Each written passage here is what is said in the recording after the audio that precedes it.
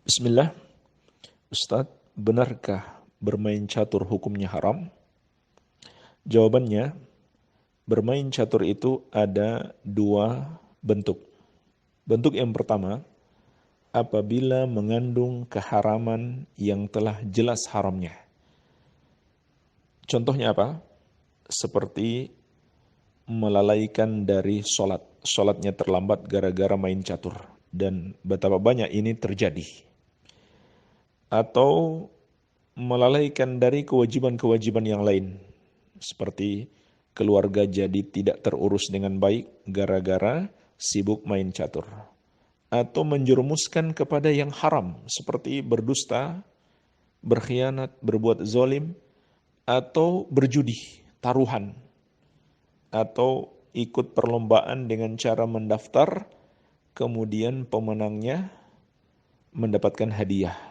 Ya, para pendaftar mengeluarkan sejumlah biaya, kemudian pemenangnya mendapatkan hadiah.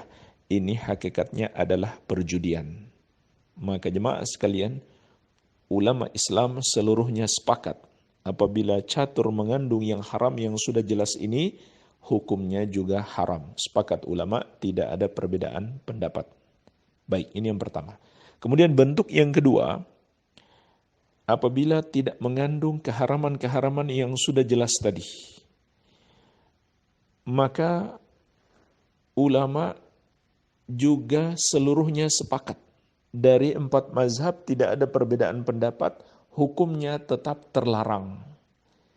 Hanya saja mereka berbeda pendapat, apakah sampai tingkat haram atau makruh. Maka jumhur ulama, mayoritas ulama, dari 4 mazhab, Abu Hanifah, Malik, Ahmad, dan sebagian Syafi'iyah, tetap mengharamkan. Jadi mayoritas ulama tetap menghukumi haram, walaupun belum mengandung keharaman-keharaman yang sudah jelas. Iya. Dan sebagian Syafi'iyah lagi, mereka berpendapat makruh. Jadi bukan mubah, bukan boleh, tapi makruh. Iya.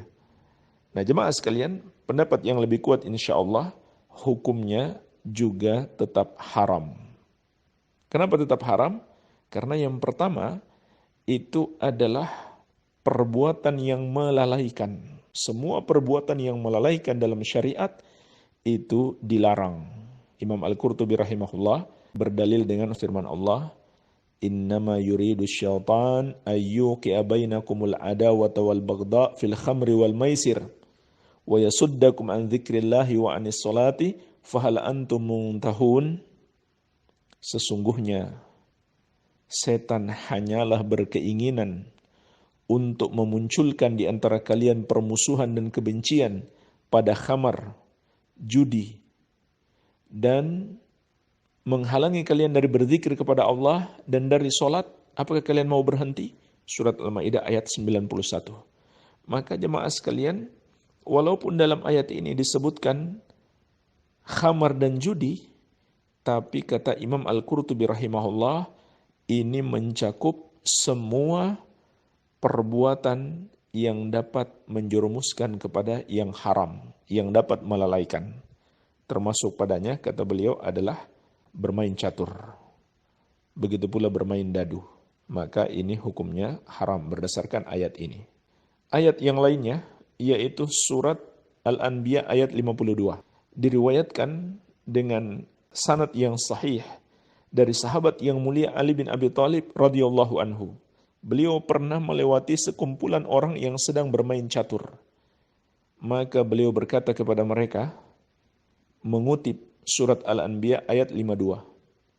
Ma hadhihi tamathilul lati antum laha akifun. Apa-apaan patung-patung ini yang kalian tekun beribadah kepadanya? Jadi jemaah sekalian, ini sebenarnya ucapan Nabi Ibrahim alaihissalam kepada ayahnya dan kaumnya yang menyembah patung-patung yang mereka terus tekun beribadah kepadanya. Maka Ali bin Abi Thalib radhiyallahu anhu mengkiaskan orang yang bermain catur seperti orang yang beribadah kepada patung-patung dahulu, yaitu sama-sama tekun kepadanya. Sama-sama tekun kepadanya. Jadi ini sahabat mengkiaskan larangan tekun kepada patung-patung, walaupun ketika itu mereka menyembahnya, dan larangan tekun kepada patung-patung juga kan. Ya, patung-patung catur itu. Iya, dan itu juga termasuk dosa yang sangat besar, membuat gambar-gambar bernyawa. Rasulullah SAW pernah bersabda, Inna syaddan nasi adzaban yawmal qiyamah al-musawwirun. Sesungguhnya di antara yang paling keras azabnya pada hari kiamat adalah para tukang gambar. Ini juga termasuk dalil. Para tukang gambar maksudnya para pelukis dan orang-orang yang membuat patung-patung atau rupa makhluk yang bernyawa. Ini dosanya sangat besar sekali. Dilarang keras oleh Rasulullah SAW. Maka ini juga termasuk dalil yang mengharamkan bermain catur. Karena catur yang mereka gunakan adalah patung-patung atau gambar-gambar bernyawa. Iya.